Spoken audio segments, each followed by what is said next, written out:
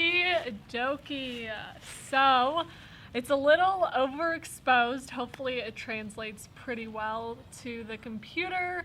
Normally I think that it's really bright because of the viewfinder, and then I go to upload it on YouTube and I'm like, oh, it's a little bit darker than I thought. So this looks pretty like kind of bright to me, so hopefully it will translate pretty well. But I have my hair in a bun today. Got a little messy bun. And I'm wearing my favorite army green tank top. Very like, I don't know, it brings out my eyes, so that's why I like it. And I changed the settings to 1.4 instead of 2.8 f-stop, so that's why it's a little bit more blurry in the background. So hopefully all of this changes helps the video quality look a lot better, because I'm working with natural light, so it's really all dependent on the time of day that I film. And also my camera settings, you know, I'm gonna give myself a little bit of the blame. I'm just gonna say me-self. But yeah, so wearing my necklaces again. And I am just on a spree of filming videos. Today we are going to be talking about, I've been rambling for like a minute now, but what's new? I'm going to be talking about how I am a writer who never writes. Honestly, my hair is going to bug me because I never have it in a high bun, but whatever. Okay, so the tour is starting to close. I'm a writer who never writes. Basically, long story, we're going to start from the very beginning. And I loved writing when I was little. The creative writing prompts that we would have for different holidays. I remember it'd be like St. Patrick's Day or something like that, and we'd have like a prompt that we have to do, and I loved that.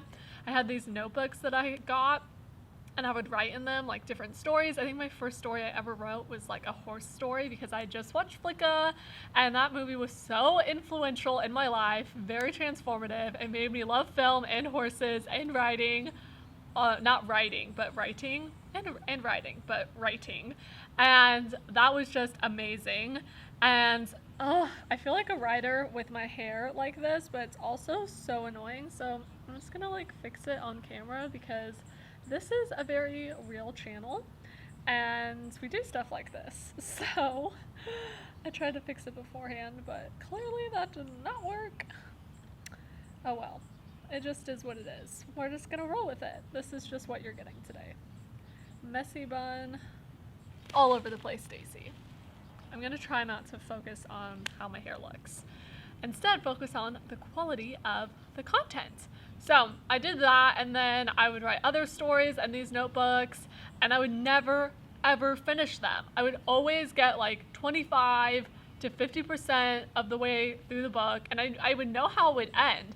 So I realized what I really love is the beginning of a story and then the end, but I hate the middle. I hate everything that you need to make the story intriguing of having the middle part. You know, how you set up a story is really important, how you end it's important, but you also need the meat of it. And so that part I really didn't like. It was the boring part to me. So I always just gave up on those, unfortunately.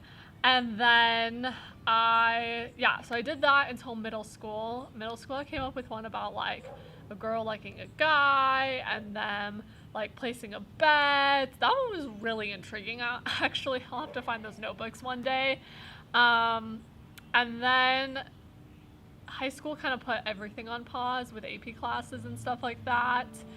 I went to film school and I went into the screenwriting major, because I loved in my free time freshman year coming up with different television show ideas. And again, I love coming up with ideas. I love creating the whole outline for the whole TV show and all the major plot points.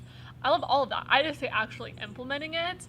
And so that's why I was like, I should be a showrunner, because I could do all the big visionary planning and then give it to a staff writer and be like, go make this happen. So that is really cool. I actually did finish screenplays. Thank you, classes, deadlines. I need to be held accountable with my writing, or else it will just not happen or not be finished. And so I did finish quite a bit of projects. I did write a whole screenplay. Wasn't like super happy with the ending, I don't think, because I feel like it was kind of rushed. And I think that's also a huge part, is I'm so critical of myself and my work, and I want it to be amazing, especially if I care about it. If I don't really care about it, like with painting, then I just let myself suck, and it's just like, whatever, okay, moving on. But with writing, I really care about that. I feel like this is so overexposed, but we're just going with it. Okay. And then that happened. So then I graduated, and I really want to write my grandma's love story so badly. I already have a title for it. I already know like how I want to structure it and everything. I just need to sit down and write it. I've been waiting 2 years to do this because I found her diaries and I want to write her story, and I've always wanted to write their story, but before her diaries I didn't have a lot of details. I was like, I'm gonna have to make up a lot, and I still have to make up a lot, like dialogue and things like that, but I have a much greater outline now than I did when they were alive and I just heard their version of the story and stuff like that. So it's been 2 years now, and I really want to crack down and do that. And then I have a blog. I've had multiple blogs. I had my original freshman year of college blog, which I talked about like just my feelings and the struggles I was going through. I talked about Myers-Briggs and things like that. And then I created Stacey Higgins' blog, same on WordPress, but different. Like I created a whole new blog, which had pictures and like travel blog type-esque things. Some of it was fashion, but mostly travel and adventures and documenting that. And then that was put on pause. And then I created my website, and I started posting like writings and blogs or whatever you want to call it, my thoughts onto my website. But then that one also got kind of like thrown to the wayside with everything else, like working on photography and just life. And it's hard for me because when I write, I like to do it all at once. I like to like dedicate and block out the time and really be focused and honed in on what I want to do and what I want to say with it. And it's really hard for me to create that time and space and be really protective over it because it doesn't feel like real work, or it's hard to see the benefit from it because not many people read it. And that's what's so hard about creating is, one, if I know that people aren't going to be reading it or enjoying it, then it demotivates me. And then if I don't have a deadline, if I'm not held accountable by anyone, either by a class or by finances or something, then that also demotivates me a lot as well. And so then it's just up to my whims of what I feel like I want to do. And I also have an Instagram account where I do get to write captions that I kind of write like a whole paragraph. So I do get my self-expression through writing out in that medium, but not in a long format like a blog. So that's something I really want to get back into. And I went through such a writing phase when I was in college, which is why, God just kind of orchestrated for me to study screenwriting. I didn't get into the narrative production program, but mostly because I didn't really want to or put the effort into getting in. I did try, but I knew that wasn't the direction I was probably going to go in. And then I also studied journalism, and so I've done journalistic writings before, which is really fun. And I watched a bunch of YouTube videos and learned about different techniques. And obviously I took different classes in school, and a lot of it is just dedication. You have to create the time, be disciplined, make it very protective, and you just have to work. You're not always going to be inspired. You just have to power through, and you just have to start writing. And that's the hardest part, is starting and getting things on the paper and continually doing it, being consistent and not just doing it once and then like never touching it again. You have to continually go to it and know that like, hey, it's not going to be amazing the first time through. And that's what's so hard. It's like if it's not amazing the first time through, then you have to go all the way back and reread it and redo so much of it. And that is so time consuming and so just, it like wrenches my heart out because it's like, why did I suck in the beginning, and like why did I do that if I have to like restructure the whole plot and characters and all of that. So this is just me ranting about why I'm a writer who never writes and coming up with a million excuses. And also I wanted to make this video to help motivate myself because I need to create time and space for me to do stuff like this. Like I am so busy and I fill up my time so much because I don't like sitting around and doing nothing. But if I create a protective time of creating stuff and I actually stuck to it and just like didn't just scroll on my phone or watch YouTube or something like that, then I would be getting so much stuff done and I'd be productive. I wouldn't be wasting time. I just wouldn't be spending it in the normal way that I'm used to, which is with people.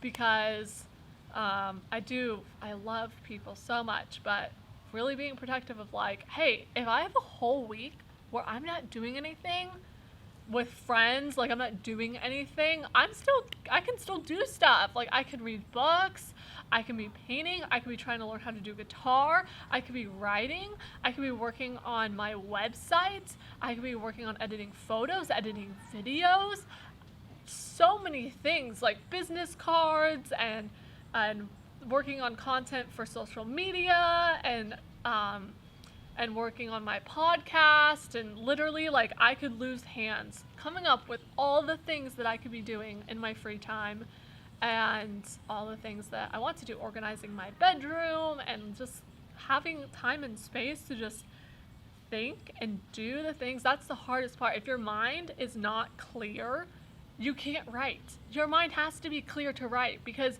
you need to sit down and you need to have a clear mind to be able to write and just be in the zone. And if you don't have that, then you're not going to be able to do it.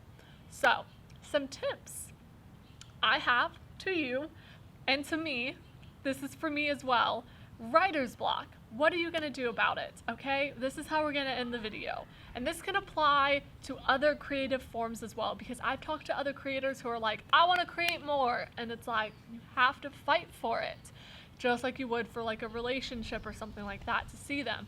You have to fight for that protected time. And I need to fight for multiple protected times. Multiple, like time for reading, time for cleaning, time for working on projects, time for creating, time with Jesus. Like lots of protected times I need to fight for that I'm not. So, first things first, you need to find a protective time that you block out during your week and you just sit your butt down and you start to write. You just write about anything. You need to do that however much you need to start with. Once a week, once a day, something like that. Once a month, you need to start somewhere. So you need protected time, and then you also need an environment. So where do you feel most clear in your mind to write? Is it outside? Is it in your bedroom? Is it at a coffee shop? Where is it? Find a place and go there.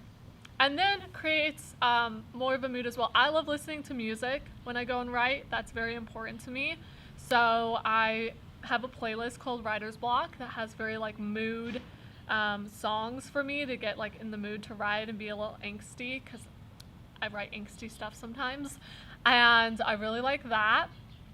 And yeah, just know that it's like it's going to feel hard at first, kind of like working out. That's another thing I need to do, add that to the list.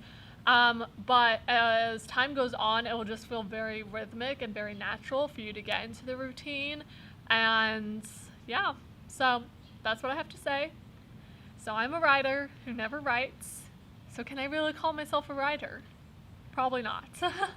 But I want to get back into it and I want to start creating again. So if that is you as well, I hope this video inspired you to go out and start things, because the little habits we create today set the tone for the rest of our life and have a huge impact. So I hope you enjoyed my messy bun that kept falling backwards and me ranting about random stuff. I'm gonna go now. Have a great day, and I will see you next time. Okay, bye. Yay, messy bun hair, man. It's a look I probably won't be bringing back again. So enjoy it while you can, because it is going away.